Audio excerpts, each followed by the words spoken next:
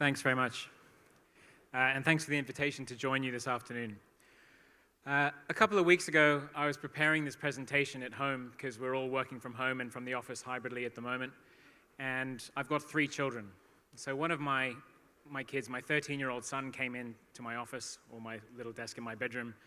And he said, "Dad, what are you doing?" I said, "I'm preparing a presentation for a conference." And he was very proud. He said, "Oh, my dad's so important. He's talking at a conference." And he said, "What are you talking about?" And I said, "I'm going to talk about getting to carbon zero in a technology-enabled digital world." Very nice words, very atas words. And he went, "Oh, that sounds quite boring." And I said, "Actually, it's very important, and it's not very boring. It's interesting." And he said, "Okay, well, how long are you going to be? Because I want to play." I said, "Okay, well, I'm going to be another few hours because it takes a while to prepare it." He said, "It's going to take you a few hours. Why? How many slides is it?" I said, "It's about 20 slides." He said, 20 slides? It's going to take you 20 slides to explain how to do this? That sounds quite complicated.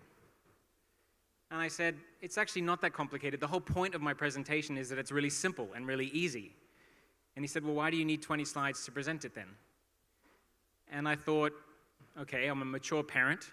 I will talk to my son in an open way. And I said, "Go to your room and do your homework. I don't want to have this conversation anymore." And as he left and started doing his homework, I started thinking, why does it take so long to present this? If it's really that simple and it's that easy, why does it take 20 slides? So I set myself the challenge of doing it in 1 slide.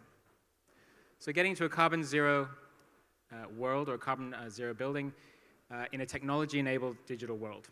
Well, first thing you have to do is you start with your building. Once you get your building, you have to get a gateway, and you have to plug in a gateway. I'm not entirely sure what a gateway is, but every single project I've seen where you're moving to net zero, you have to get a gateway. They're super important. Why are they important? Because once you have your gateway, you can then get your data into the cloud. You have to have your data in the cloud. It's very important. Once you get it into the cloud, what do? Well, then you get your app.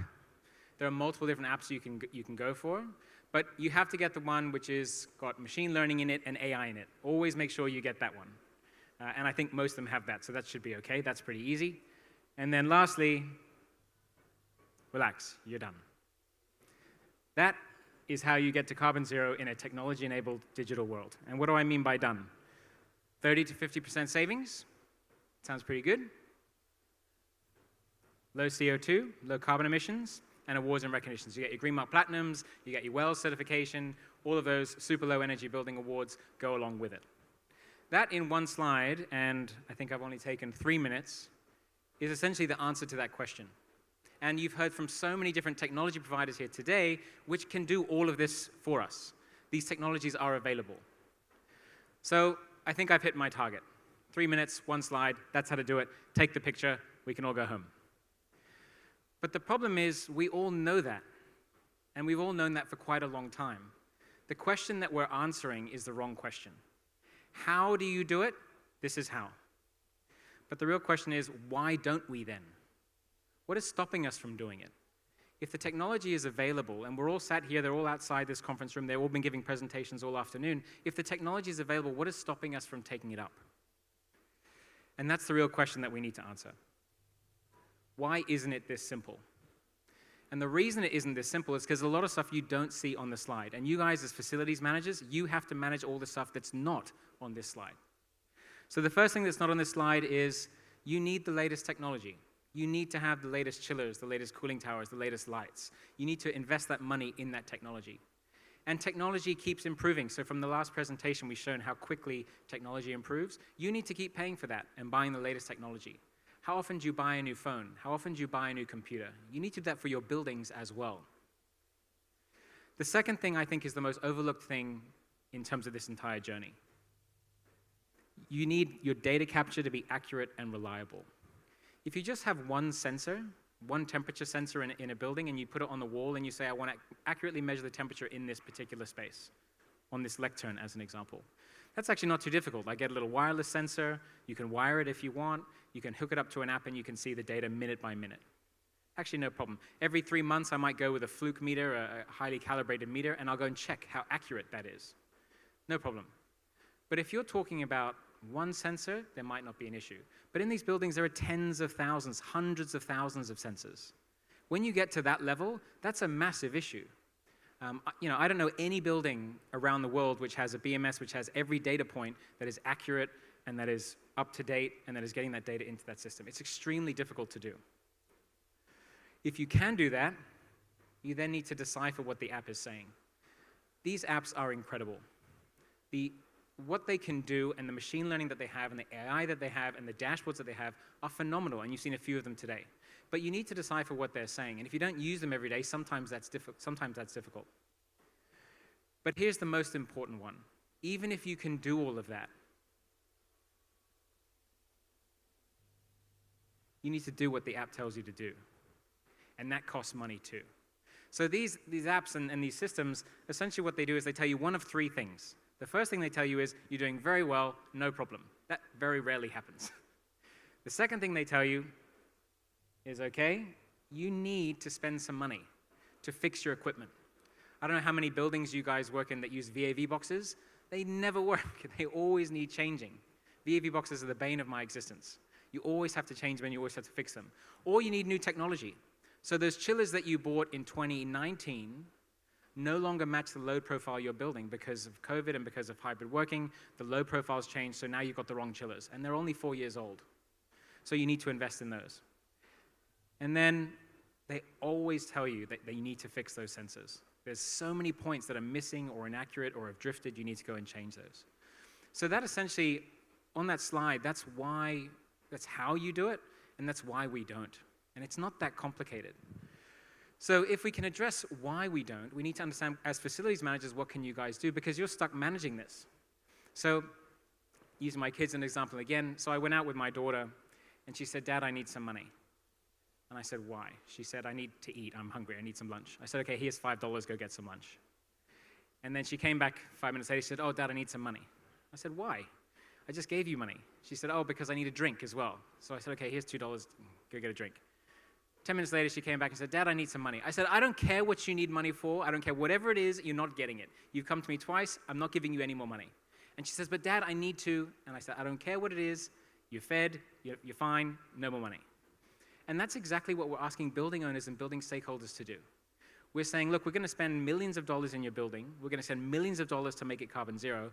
And you're going to come back again and say, "I need a bit more money to fix this equipment. I need some more money to put in a new chiller. I need some more money to put in to fix some sensors." There's a lot of constant investment. And so what does the building owner do? Exactly what I did. They said, "Look, just manage it. I've given you your money. I've given you your budget. Your job is to manage it. That's what you have to do. I'm not giving you any more." So then you have to manage it. But if you don't have the money for number 4, all of that is in vain. So that really, very quickly in one slide, is how you do it and why we don't, and why it's so important. We also wanted to get some data on this. So with the SET Alliance, we went out globally and we asked this question to building operators and facilities managers. We said, what are the challenges stopping you from operating a carbon-free building? What's stopping you? And we gave them 3 choices: lack of technology, cost, or it's too complicated. You won't be surprised at the answers. 16% said there's a lack of technology. What that's telling you is the technology is available today. It's there. That isn't the problem we're solving for. About a third said costs. That's 32%. I don't know if you can see. But over half said it's just too complicated. And that's a really valid excuse. And we have to, as building managers, we have to understand that if it's just too complicated, you're not going to do it. If there's so many things that I don't do because it's just too complicated.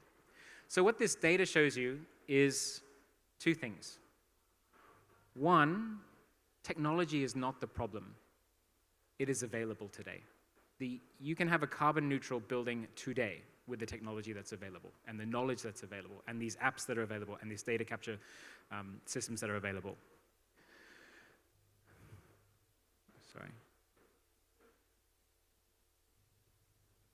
It's the business model. We need a business model that addresses the 2 main issues: cost, and it's just too complicated. So we have to get rid of the CapEx, and we have to make it simple. And actually, some of the people that have been speaking today have been giving you business models that allow you to do that. I think it was the first or the second one of the day talked about energy efficiency with 0 CapEx. It's addressing that middle bar. So what is that business model that's available that has no CapEx and it's really simple? And the answer is in front of you, and it's been in front of your eyes the whole time. It's on your phone. Everyone take out your phone and have a look at the home screen on your phone. I guarantee you there is not a person in this room that doesn't have at least 5 of these on their phone.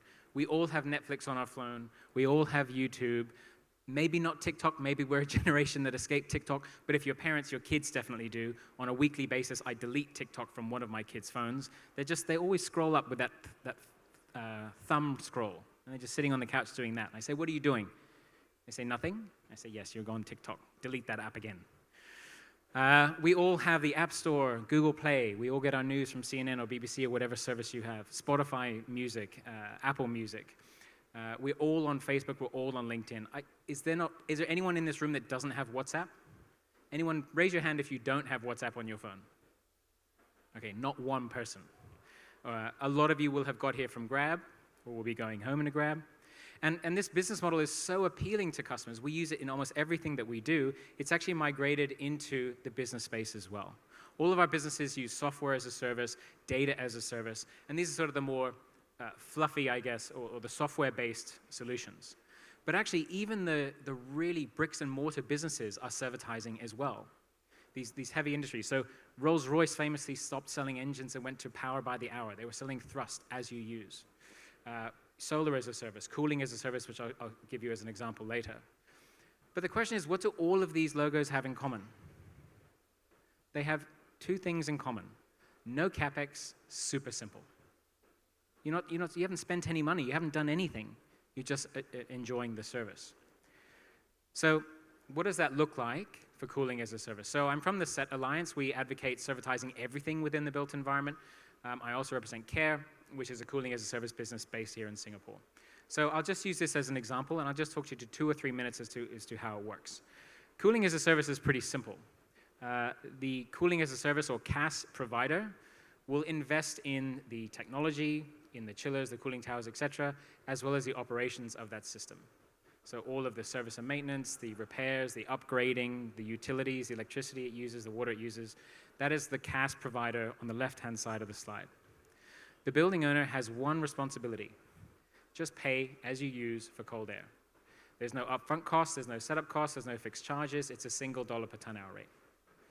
So basically, if you think about it, all that stuff, there's really 2 things on this slide. The first is all that stuff that stopped us from having carbon neutral buildings that I showed you previously is no longer the problem of the building owner. It has been outsourced to the CaaS provider. Investing in new technology, making sure the sensors work, making sure you have the app, making sure you can understand the app. All of these apps have different pages, different profiles, different tabs. You can filter the data differently. There's so much power that you can do with it, but it's sometimes difficult to manage that. So you don't have to do that anymore. You just have to pay as you use. So that's the first thing, is it addresses those 2 challenges. The second thing that you can see on this slide is it's actually not that revolutionary. Usually when there's new ideas, people are afraid to do new things or do things differently. But how do you buy electricity today? You have a tariff per kilowatt hour. You use however many kilowatt hours you do in your building, and then you pay per kilowatt hour. This is how you buy electricity today. This is how you buy water today. But it's not how you buy cooling. It's not how you buy lifts. It's not how you buy lights. And the question we're asking is, why not? Why can't we move this business model into everything that we do within the built environment? So this is a bit of detail about everything that's covered. The important thing is that the only responsibility for the customer, which is in green, is to pay as they use. That's it. Nothing else. So, if we now ask the question again, getting to carbon zero, forgetting about technology, forgetting about the digital world, but just with cooling as a service, how do you do it? What does it look like? You subscribe for CaaS and you download an app. That's it. You go to a service provider, and there are many. You go to a service provider and say, I'll pay you per ton hour, give me your best price, and then download an app which can show you how much you consume. And it's not a complicated optimization app. It's just one that shows you how much you're consuming and how much you're paying, basically. It's kind of like your app on your phone, your Singtel app. So that's all well and good, and the question is then, what does that mean for sustainability? How does that drive you to carbon zero? Well, now as building owners, as facilities managers, you can call tenders for who is the most sustainable, who is the most carbon neutral provider for cooling as a service. That can be your criteria for choosing your vendors. So this is the dashboard. Everyone has their dashboard. The most important thing is it shows you, this is 2022, so from the 1st of January to December 2022, it shows you what was the total cooling delivered for that building, what was the efficiency of that building, and what were the carbon metrics. Nothing else.